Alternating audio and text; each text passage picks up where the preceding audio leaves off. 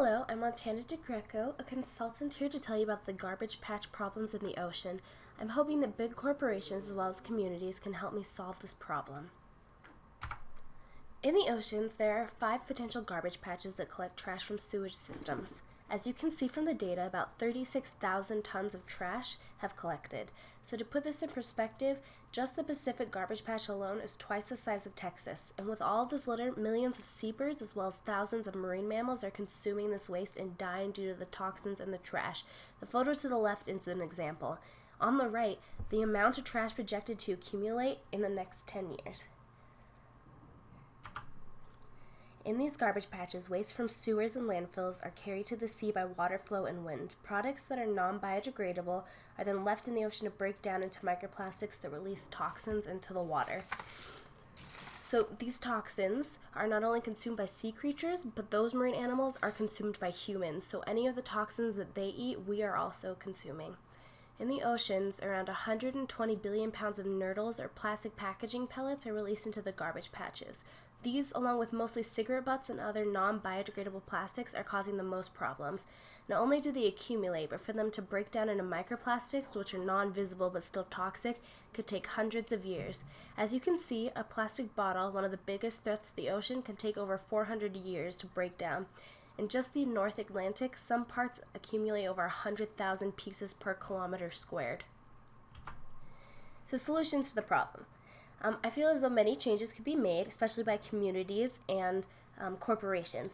So communities could recycle, and they could also purchase reusable bags for shopping. These are really cheap and easy to get. They would really help the environment, especially recycling, because you have those blue trash cans. They're very easy to get a hold of. They're very easy to separate your real trash from trash from the recyclable things, and also all of the recyclables have the little green symbol on them, so you can know which ones are able to go into that bin. And then for corporations, I think that they should charge extra for the plastic bags for every time you go shopping, and they should also develop biodegradable plastics for their stores.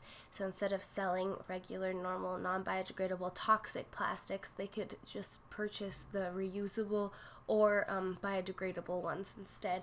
And as you can see from the picture on the right, if you buy the recyclable products, then when you recycle them, they can help. But when they biodegrade, they can be made into compost, which can save water. All right, budget. So for the community, there are many cheap and affordable ways to be eco-friendly. So I know that being green sounds expensive, but it's really not. So as you can see, as I put, they're like dollar cups from Starbucks or the really cheap bags from Target. You can use these every time. They're like dishwasher safe. They're laundry safe for the bags, and you can bring them in. The bags are much bigger than the regular bags that they use at Target, so you can fit more of your things into there, so that creates less trips from the car to the house.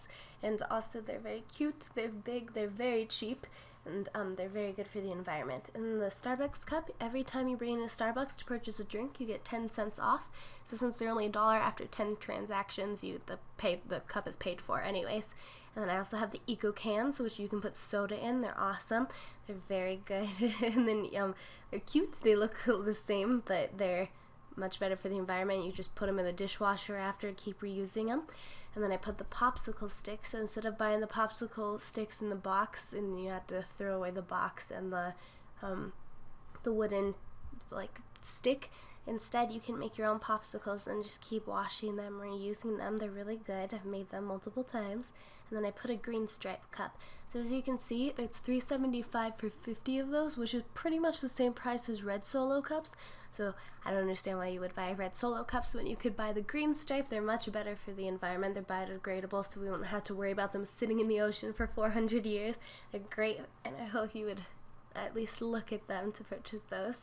Okay, so for budget for the corporations, I feel as though they should be spending $0. And I know this sounds crazy that I say that they should spend $0, but it makes sense to me because if corporations hear that they're not going to be spending any money, I feel as though they'll be much more persuaded to want to start purchasing their reusable bags.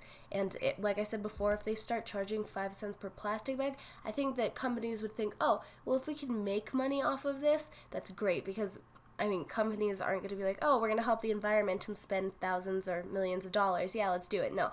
Corporations are going to be like, oh, okay, if we're not going to be spending any money but potentially making money, that's a much better option for us. So I think they should spend $0 instead of the government maybe spending millions of dollars or thousands of dollars to get Garbage Patch reform.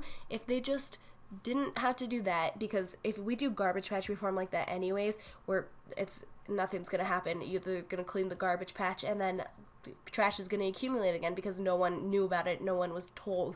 So if we do big corporations spend $0 and use word of mouth as advertising instead of paying for anything, then they could get the word out about why the garbage patch is such a problem by putting out they could put maybe like a logo on their reusable bags that say like help the garbage patch or something, and that's why communities would start thinking, oh, these bags are very cheap, so we're going to start purchasing them because we don't want to be charged 5 cents per plastic bag when we could just spend $1 on a reusable bigger bag that'll hold more of our stuff.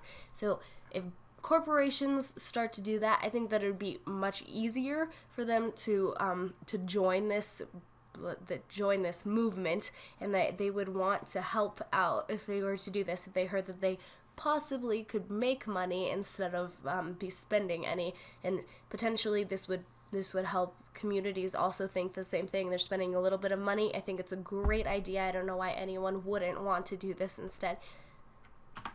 So the benefits of recycling. Okay, so have you ever wondered how recycling and reusing can actually help the planet? Because there are many benefits to it. So there are cost benefits. If you ever recycle aluminum cans, like the tops of the beer, the soda, if you put those into a milk jug and you fill it all the way to the top and bring it to UNMH here in Albuquerque, they're going to give you $50. So potentially you're making money. It's not like recycling's not even free anymore. Now you're making money off of it. I think that's a great idea.